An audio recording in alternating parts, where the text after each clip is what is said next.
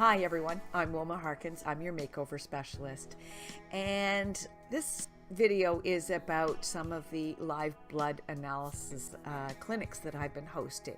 So today I'm going to be talking about my experience, and I did do a video earlier, and I'll put the link up there so that you can watch it if you haven't done so already. And that was the feedback from other people, sort of, trying to find out what was driving them, what brought them to the clinic to get a live blood analysis or a food sensitivity test. What did they learn about themselves, and giving you the feedback so you might be inspired to do that as well. So whether you feel that you're healthy or you're struggling with something, it didn't really matter.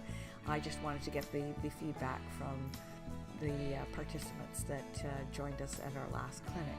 So in this video, I want to share my feedback. So we'll be right back.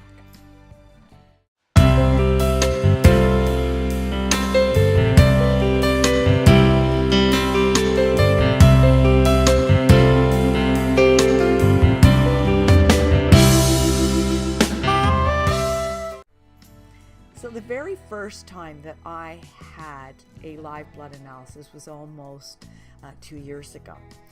And at that time it was with a different person, with Catherine, and it was very fascinating. I thought the whole thing was amazing. It was so cool, seeing your live blood up on a screen. She also did the dry blood as well, and she pointed out all the things, but there was one thing that was a little bit not so great with mine, and I believe it was called rouleau. But the best way for me to kind of describe it, because I don't have a picture of it, Catherine didn't mention taking a picture of your live blood on the screen, so I didn't do it. But what happens is your blood ends up like a chain, so it kind of is grouped together, and they're joined together, and what happens is that all your nutrients, and it can't get into the blood cell as easily as when it's free and by itself. So when they start clinging together, they kind of get bound up, and then they're not moving as freely as well. So that was what mine was doing. So otherwise it wasn't hugely bad. There wasn't there was a little bit of parasites and things like that, but otherwise it wasn't, as she says, it's not that bad. So but I want it better than not that bad. I want my blood to do a whole lot better. So anyways, that was my very first time getting it done.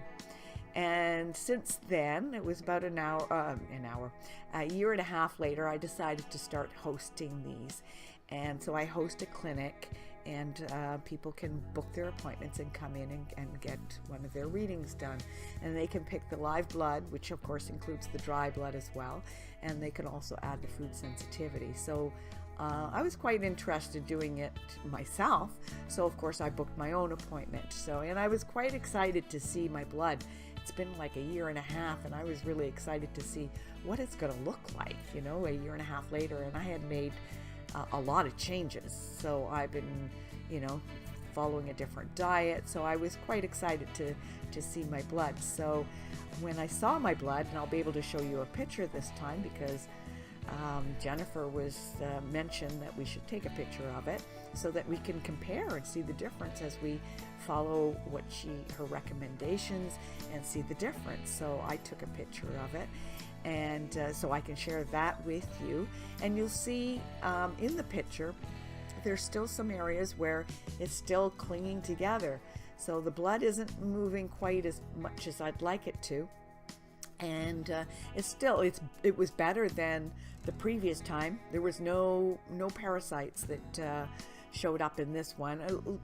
There was not as many, I guess, in this one. So there was one now that I recall, and I can show you the picture. She said that was inside the cell, which is kind of freaky, but anyways, so there it is. It's that, she said, is a parasite inside the cell.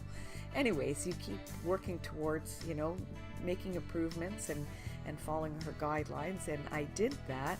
And then when I hosted another clinic, I ended up having it checked again.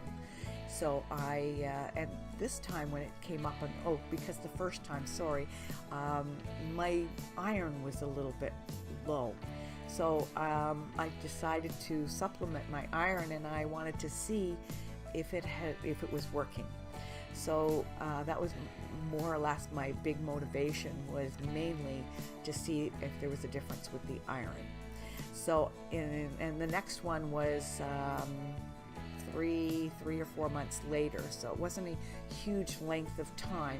So when I saw the blood come up on the screen, I was pretty excited. I'm like, oh my gosh, this is looking so much better than it used to. Now my blood was like not as stuck together and clear of each other and moving around a lot better. So I was really, really excited about that.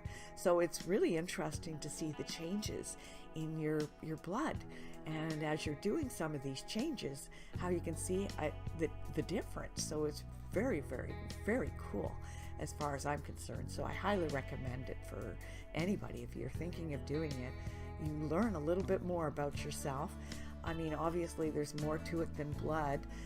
You've got your tissues and things like that. So, but the more you learn about your body and how to help it along, the better, right? So, of course, the question was, how's my iron doing? So, as I said, I'd been supplementing over that period of time, 3 or 4 months, whatever it was. I'd have to check the records again.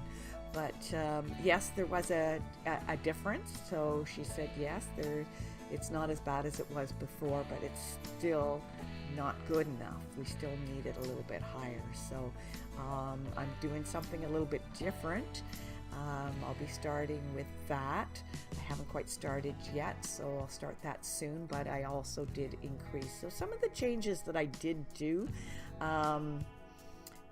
over that period of time was I was increasing my greens, and I have never fasted. I hear really positive things about it, and I'm kind of looking forward to doing that, but I'm not quite there yet. And intermittent fasting is a kind of an easier way to do it. And so it's basically trying to go up to 16 hours and then eating for 8. So you have a 16-hour window in between your meals. So we won't go too much into that, but that was one of the things that I was doing, a little bit more of that, and increasing my greens. So the iron was up a little bit, but not quite as much as I would like to see it. So I still need to add more greens than I'm doing. So I try and keep doing more. I do a lot of smoothies and a lot of fruit, but I still need to increase that greens and get more of the spinach and get my iron that way as well. So I hope this inspires you to maybe get a live blood analysis yourself. And if you have, please leave a comment below and share your story. Tell us more about how you found it, what inspired you to do it, what did you learn about yourself. I'd love to hear. If you enjoyed this video, please give us the thumbs up, and if you haven't hit the subscribe button, you'll see that right below. Just hit the subscribe button, and there's a little bell beside it. You want to hit that as well, because then you'll be notified when I have another video up. Till next time, makeover. As a makeover specialist, I'm always making over. I seem to be making over more than I bargained for, but that's okay. I love it. So I'll see you soon. Till next time. Bye for now.